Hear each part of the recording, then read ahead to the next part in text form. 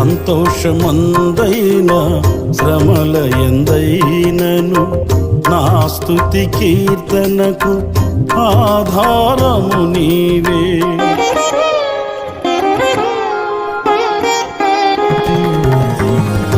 సంతోషమందైన శ్రమల ఎందైనను నా స్తుతి కీర్తనకు ఆధారము నీవే.